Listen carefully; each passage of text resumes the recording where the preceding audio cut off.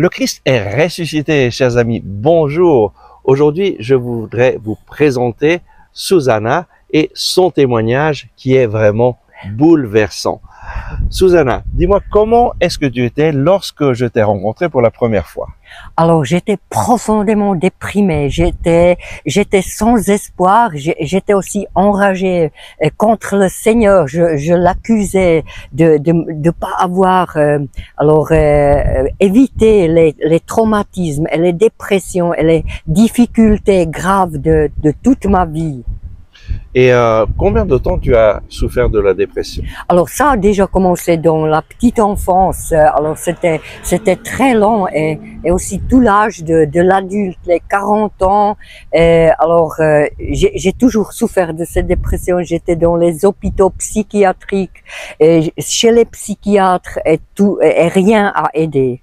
Tu t'es tourné un peu vers le Seigneur puisque tu es venu à nos rencontres, mais comment est-ce que tu as vécu ce début de recherche de l'aide du Seigneur? Oui. Alors, je croyais plus. Alors, quand tu disais que le Seigneur va m'aider ou va me guérir, j'ai dit non, c'est impossible, pas chez moi. Et il a comme quelque chose contre moi. Alors, j'étais pas du tout persuadée. Au contraire, j'étais en rébellion. Et bon, pendant plusieurs années, nous nous sommes fréquentés. Tu es venu à nos rencontres. Et toujours, je t'encourageais, je te disais, le Seigneur va te guérir, il y a de l'espoir pour toi. Et qu'est-ce que tu me répondais? Non, ça marche pas, je crois pas.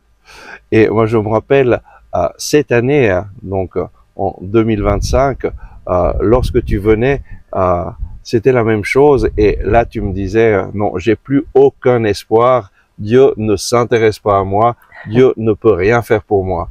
Mais qu'est-ce que tu vivais dans ces moments de détresse? Oui, alors je vivais, j'ai pas pu me lever le matin. Alors j'étais tellement désespérée et je voulais même plus vivre. Je voyais aucun sens à ma vie et j'étais comme morte dedans. Et puis le miracle s'est passé. Qu'est-ce qui s'est passé pour toi? Comment est-ce que Dieu est intervenu dans ta vie? Alors, il m'a aidé par plusieurs personnes croyantes et aussi des non-croyants. Il s'est servi de plusieurs gens, des prières, alors de la Koinonia et du Père Olivier.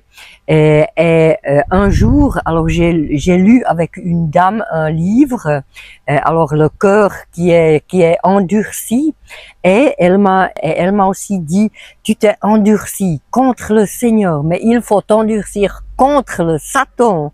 Alors si tu t'ouvres, si tu te fermes au Seigneur, tu t'ouvres au Satan. Et est-ce que tu veux écrire de tout ce que tu regrettes d'avoir dit ou pensé du Seigneur? Et cette fois, j'ai dit, oui, je vais le faire. Après, je l'ai fait, et en sa présence de cette dame, et alors j'ai dit, je me suis repentie envers le Seigneur, parce que j'avais tellement une mauvaise attitude envers Dieu qui m'aimait. Je croyais pas à son amour. Et après, alors que j'ai dit tout ça, et alors que je me suis repentie, la dame a dit, alors maintenant tu reçois. Et elle a certainement dit que je reçois quelque chose du Seigneur, et j'ai même pas écouté. J'ai dit, maintenant je le crois, maintenant.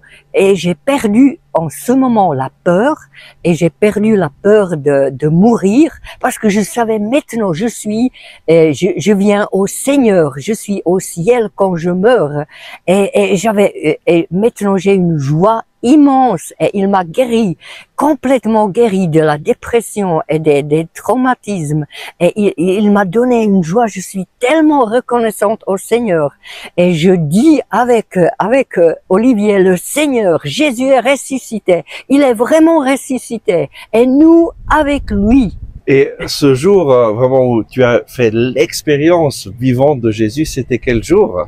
C'était le 16 juin 2025.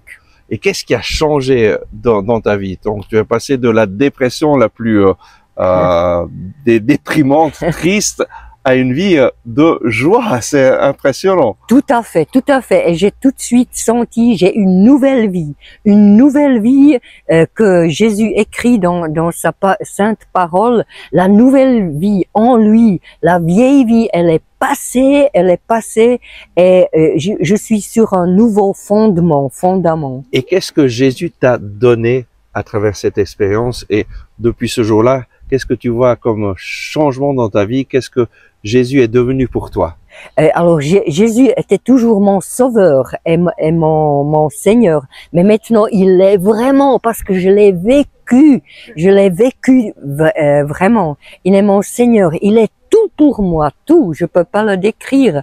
Et je l'aime. Maintenant, j'avais pas aimé les chansons d'adoration. Maintenant, je chante et je danse au Seigneur quand je suis seule, quand je lis la Bible à la maison.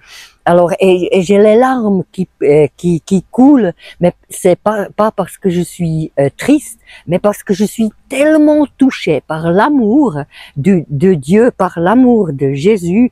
Alors c'est immense, c'est un rêve. Je crois parfois que je rêve encore. Et avant, tu me disais toujours que tu te sens seule.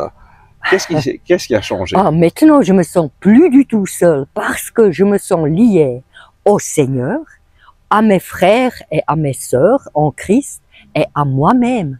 Alors, il n'y a plus de solitude, même si je suis seule dans mon appartement, parce que je me sens liée.